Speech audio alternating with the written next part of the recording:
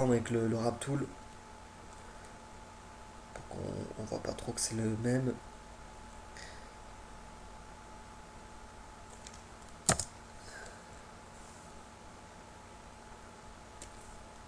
Pareil avec le Smudge Tool aussi, c'est un bon outil pour un petit peu modifier les formes. Ça marche bien pour les nuages parce que ça blur les rebords, donc des fois c'est un petit peu gênant, mais pour les nuages, ça pose pas de problème.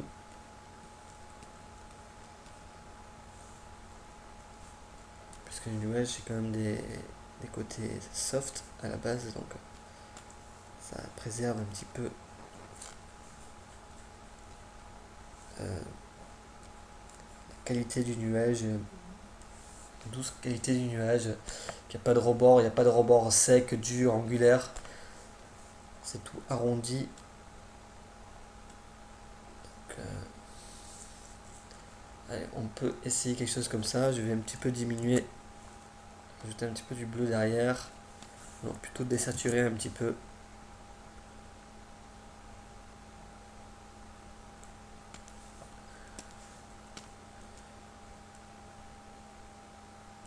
Ici, rajouter juste un petit peu dans les highlights ici, je sélectionne les highlights, rajouter légèrement du rouge. Pareil pour celui un petit peu à gauche là.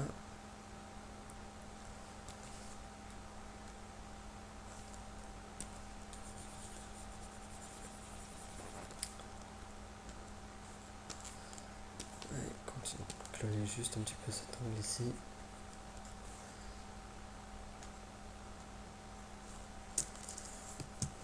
Ajouter légèrement plus de lumière, peut-être ici.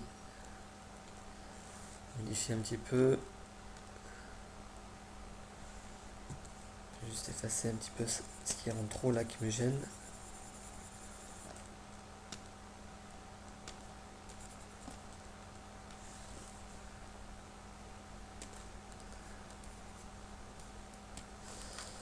Après je peux même aller chercher donc des nuages, par exemple celui-ci de référence, aller sélectionner un de ces nuages. Alors avec des fois avec le Magic Tool, on arrive à sélectionner le nuage en cliquant dessus, en mettant une tolérance à 8 très basse et cliquant un petit peu partout sur ce nuage pour sélectionner un petit peu, pour sélectionner que celui-là, que la forme. Donc Magic Tool, ça va sélectionner, alors là je suis allé un petit peu trop loin, ça va sélectionner toutes les couleurs ou les valeurs qui sont très très proches. Donc plus la tolérance elle est basse, plus vous pouvez faire des sélections précises. Plus je mets la tolérance haute, plus ça va regrouper un petit peu plus les valeurs et les couleurs et la sélection sera un petit peu plus difficile. Donc c'est un petit peu laborieux parce qu'il faut cliquer un petit peu partout là où ça n'est pas trop sélectionné. Alors là je suis allé un petit peu trop loin aussi. Et après avec le lasso, revenir à l'intérieur avec Shift, aller chercher un petit peu ces petits endroits qui n'ont pas été sélectionnés. Hop, voilà. Après je vais faire copie et paste. Et donc j'ai un nuage ici.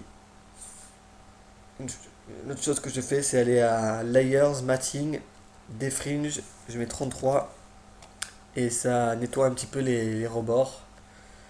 Selon le découpage qu'on a fait, ça peut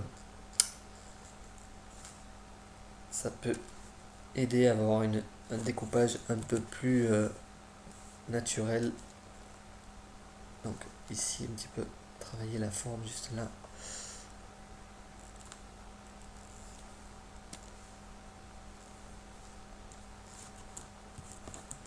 Hop, agrandir.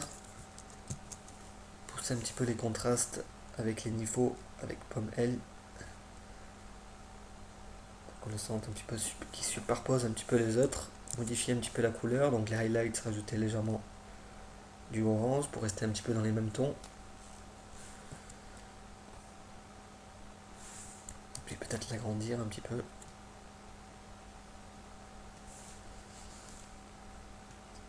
Donc ici, j'aime pas trop ce qui se passe, un petit peu trop. Travailler avec le smudge, je l'ai un petit peu trop loin, donc je vais aller chercher un petit peu une autre référence, un petit peu. Allez, on va essayer ça.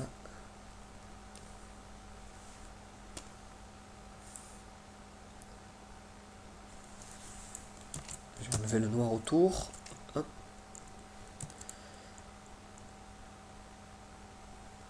Alors, qu'est-ce que j'ai fait? Hop, layer.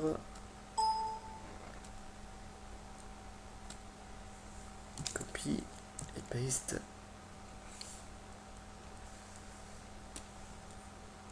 Ici. Et on va le mettre donc derrière la formation nuageuse ici. Donc la lumière ici, elle vient bien de gauche. Attention à mon petit nuage là, du coup je vérifie, la lumière elle vient, on dirait qu'elle vient plus de la droite que de la gauche. Des fois c'est pas super évident à voir, donc je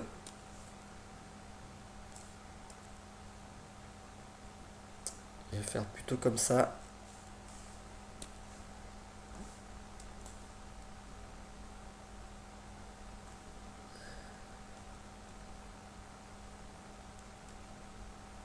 Juste un petit peu modifier la forme ici.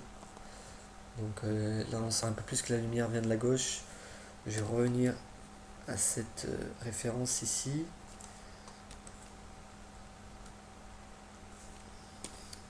Je vais effacer un petit peu cet angle que je vois un petit peu en transparence là. Et donc je vais un petit peu celui-là le baisser. Donc là on sent que la lumière vient par la gauche, donc ok.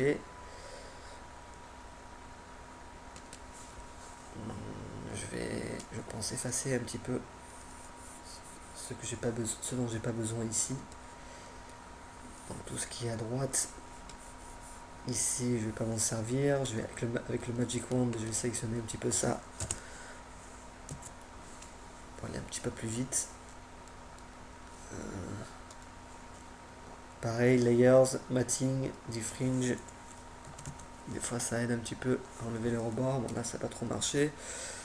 Donc ce que je peux faire aussi, où je vais là-dedans et je vais minutieusement travailler, effacer le rebord.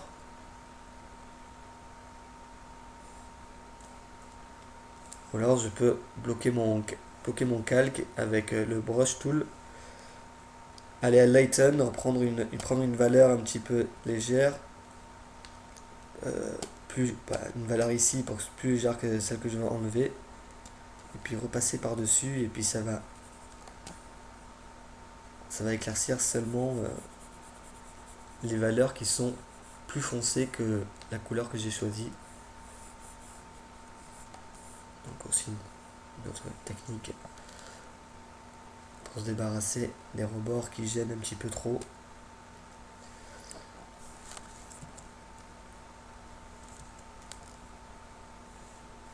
Allez, on va essayer de le placer lui.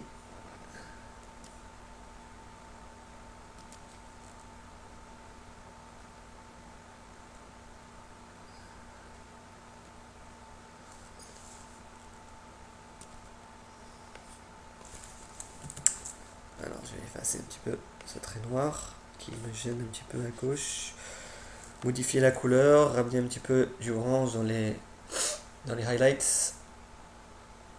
Hop, sentir que la couleur elle va bien avec le reste. L'ombre aussi, peut-être rajouter un petit peu du magenta et un petit peu de bleu. Jusqu'à ce qu'on sente que les couleurs vont bien ensemble. Et rajouter aussi un petit peu plus de lumière, peut-être qui tape sur les nuages pour qu'on sente aussi que la lumière soit aussi intense dans ce nuage que dans les autres. Donc juste un petit peu. Et ensuite, donc je vais le mettre ici.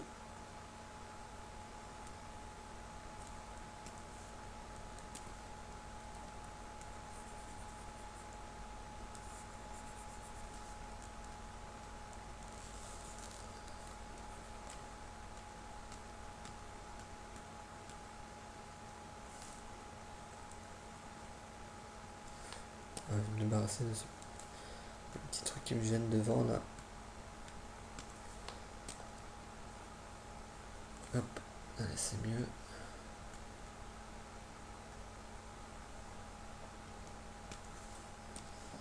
Donc celle-là, je peux toujours la réutiliser, la mettre un petit peu par ici. Alors, effacer un petit peu, baisser l'opacité, effacer un petit peu ce qui me gêne.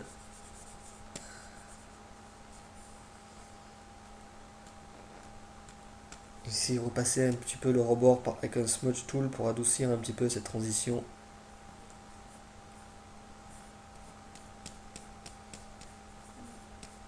Enlever ce qui me gêne un petit peu. Et mettre un petit peu plus horizontal. Je vais baisser la saturation aussi. De celui-là, j'ai aussi baissé les noirs, là, l'ombre qui commence à être un petit peu trop foncée là. Donc c'est juste une question d'ajuster un petit peu les poignées des différents levels ou des fenêtres couleurs et levels pour faire en sorte que ça fonctionne. Donc aussi les proportions, peut-être un petit peu augmenter sa taille.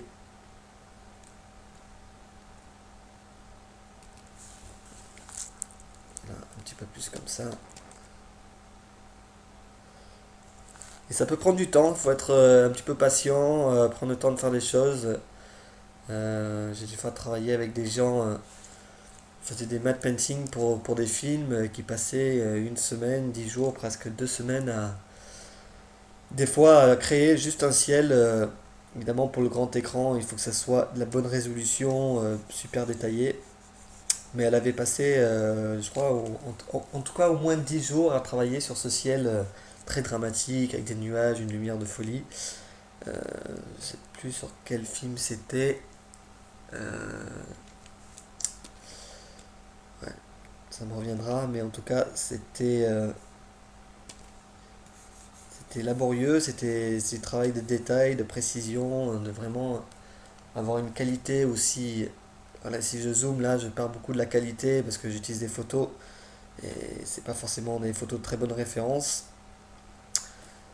Donc essayer de trouver des références avec de la bonne résolution, mais on trouve pas toujours. Donc pour des sketchs un petit peu matte painting de cette taille-là, ça va.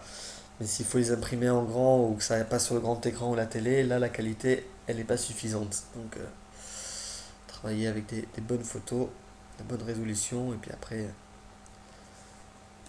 travailler le détail de plus en plus, ça peut prendre du temps. Je vais ramener un petit peu celui-là, voir si je peux pas le placer. Après j'ajuste un petit peu pareil les lumières, la couleur. Donc je joue un petit peu avec les poignets jusqu'à ce que je sente que ça marche et puis je lâche.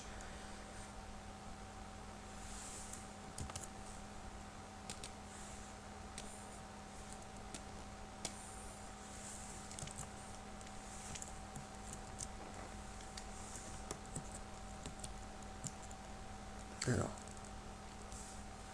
je vais juste modifier un petit peu sa taille aussi, l'étirer un petit peu pour qu'elle ait une forme un peu plus allongée, horizontale.